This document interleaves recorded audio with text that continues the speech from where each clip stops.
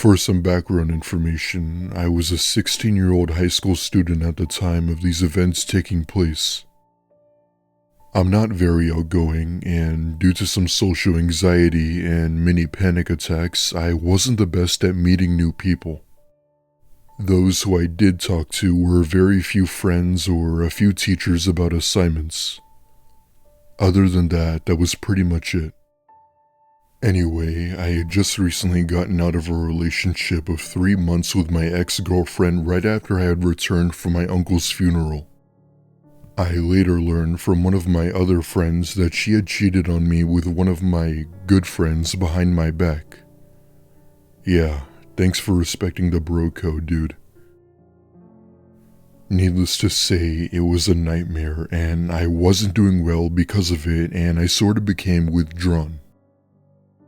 I spent less time around friends, less time going out, and mainly turned to the internet for a while. Mostly sticking to just playing games on my computer to doing schoolwork. It wasn't until the summer of 2016 that I met a girl on a game I was playing at the time. She claimed to be just a little older than me, lived in my city, and while she wasn't a 10 out of 10, she wasn't ugly. Because it was an online game, I knew nothing about her, but she seemed nice and we ended up exchanging phone numbers. Her name was Kristen, and we started chatting through iMessage back and forth for about a week. Most of the things we talked about were our lives along with info for the game. This went on for well over a week until one day she randomly asks if I had Skype. I hardly used it, but what the hell, and decided to add her. One day, she turned on her webcam and what I saw absolutely floored me. She was partially naked in her bed, giving me all sorts of alluring gestures and even said that she wanted to see me on webcam as well. I was hesitant at first, not knowing what would happen, but took the risk and did as requested. This was partially funny because at the time I had considered putting on my scream mask I wore for Halloween last year as a joke. In retrospect, I should have gone ahead with that plan at the very least. Once I was on cam, she started typing again, telling me that she wanted me to touch myself. I'm very timid when it comes to sensitive subjects like this, but she seemed into me and I went for it. The very second I did this, her webcam immediately cut off and faded into a black screen with Skype saying that the call had been disconnected.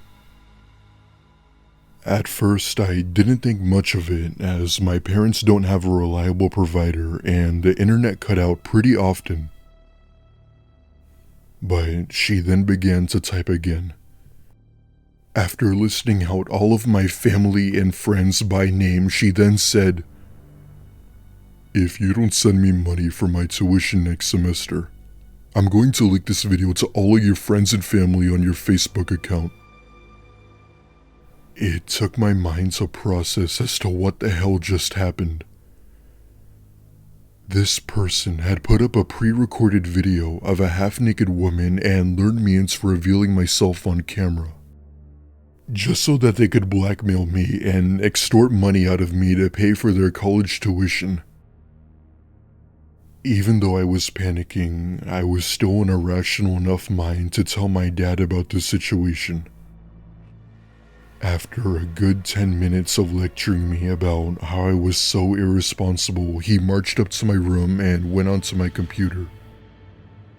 I shit you not when I say that my dad and this anonymous blackmailer had a full-on conversation for 7 hours straight. I'm not sure what they said to one another, but I do know that my dad ended up calling the cops and my Facebook getting taken down. Nothing has happened since, and I intend to keep it that way.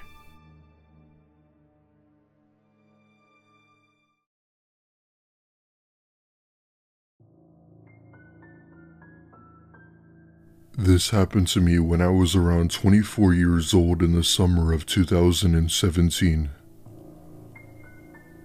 My boyfriend and I had just moved to a town with about 10,000 people in South Texas.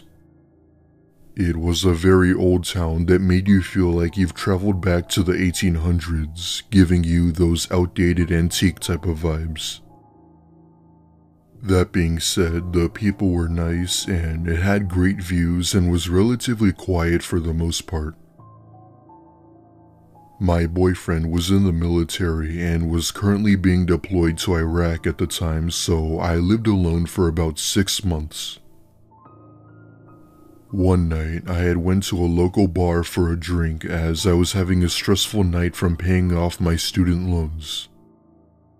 It was around 11 p.m. and there were only about 5 other people in the bar, including me. So there I was, minding my business, when out of nowhere, some guy in a raincoat I've never seen before comes up to me and offers to buy me a drink. I thank him, but tell him that it wasn't necessary and that I was fine. However, no matter how many times I said no, he insisted to the point where I had to agree in the end. He paid for my drink and that was that. As I was getting ready to leave, he then, for whatever reason, asked for my Instagram. I hardly used it, but what the heck. I gladly gave it to him and told him to have a nice night and drove away. Now, I won't bother you with any more details, so I'll just get straight to the point. That night, when I got home, I fed my cat and proceeded to throw myself onto my bed ready to fall asleep. It was about 1:30 in the morning and I was well asleep at this point when I woke up to hear my phone ding. Of course, I'm still rubbing my eyes while yawning and saw that I received a notification from Instagram. Upon seeing it, I saw that it was the same guy from the bar.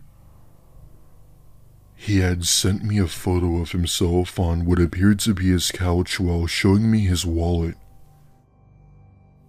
Okay, weird, but I thought nothing of it and pretended it was funny by typing LOL. I then told him that I was sleeping and that we could possibly chat in the morning. This didn't seem to faze him as he insisted we talk now and that he would be busy tomorrow at work. I told him that I was too tired and to just wait till the morning when I'd be free. He then started to ask me questions I wasn't comfortable answering. Asking where I was from, my age, if I had a boyfriend, and even talked about how much I weighed. I obviously didn't respond to any of it and shut my phone off for the night and went back to bed. When I woke up, I was bombarded with at least 20 plus messages from Instagram, all from the same person. They were all just insane DMs that ranged anywhere between "Hi, how are you?" to "You'll sure as hell regret this." Some of the messages were very dark and disturbing, along with other threats and profanity. However, out of all the messages, there was one that really freaked me the hell out. The very last message was a photo of something that looked all too familiar to me.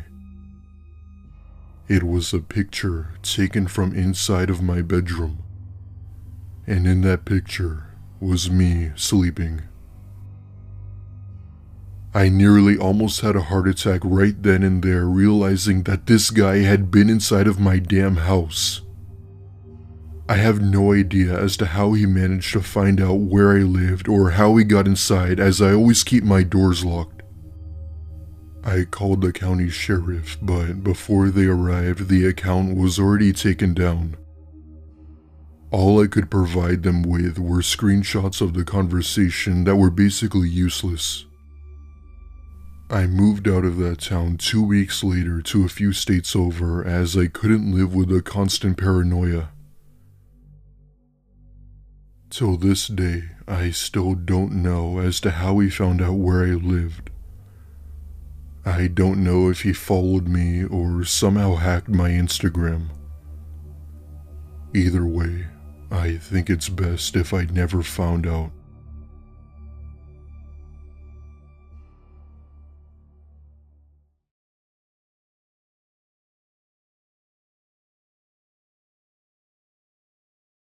This happened in my early 20s, around late March of 2017. I was a sophomore in college, and I was definitely no popular kid. The people who I considered as my friends were the type of people who most would refer to as the wrong people. Those who I did talk to, I spoke with very briefly about school-related stuff like upcoming assignments. I'd like to mention that I have autism, and it was often very difficult to interact with new people, which was a major factor as to why I didn't have many friends. As time progressed, I decided that I needed to find someone who I could be with and not hang out with some edgy teens who didn't give a care in the world. I signed up for Tinder, created my account, and chose a few photos that I thought would catch attention of others. Long story short, I started swiping left on people and swiped right on a few that I would hope would right swipe me back. For the first week, it was ridiculously boring. I got no likes, no responses from my private messages, and began to think that it was all a sham. A few days go by, and to my surprise, I had finally got a match with someone. I immediately opened it and saw that it matched with a really cute girl who was just a little older than me, and while she wasn't a 10 out of 10, she wasn't ugly. We both shared similar interests together, and her personality seemed priceless. Her name was Kate, and we hit it off well. I explained about how I was on the spectrum, but thankfully she didn't seem to mind or care. We would text for hours back and forth and would even talk over the phone once in a while if we had nothing going on. One day, Kate had asked me something I really wasn't expecting to hear, especially coming from a girl. She had told me if I wanted to come by her place and watch a movie together as her parents wouldn't be home. I told her that I'd be glad to, and I was honestly extremely excited that I actually had met someone who I could interact with. When the time finally came, I got into my car and plugged in the given address into my GPS, and surprisingly enough, it wasn't too far from my house. I started the drive all the way to the house, and in about 10 minutes my GPS led me to a big white house at the end of the street. Almost immediately, I noticed two red flags upon pulling up. All the lights had been turned off, and there were no other cars in the driveway even though she claimed she had a car. However, I didn't come here for nothing, and I stepped out of my car and texted Kate letting her know that I was here. Within seconds, she texted back telling me to go in through the back door and that she'll meet me there. I don't even remember thinking twice about it, but I reminded myself that this was my chance to meet someone who I could have in my life. I opened the gate that led into the backyard. The grass was knee height and there was broken glass everywhere. I made my way over to the back patio, where I saw a table with 4 chairs surrounding it, as well as an old shed in the back. That's when I noticed that there was something sitting in one of the chairs facing away from me. However, it was too dark to see just what this thing was. I take about 3 steps forward, and something in me told me not to go any further, and that I should just get out of here. I text Kate that I wasn't comfortable with this, and that's when I see a light from a phone screen inside the house light up, and then immediately shut off. I got no response, and I then speed walked over to my car and started it up and drove out of there, not wanting to think about whatever that was. As I was about halfway home, my car started making these constant weird screeching noises. When I got out of my car to take a look, I then saw what was wrong.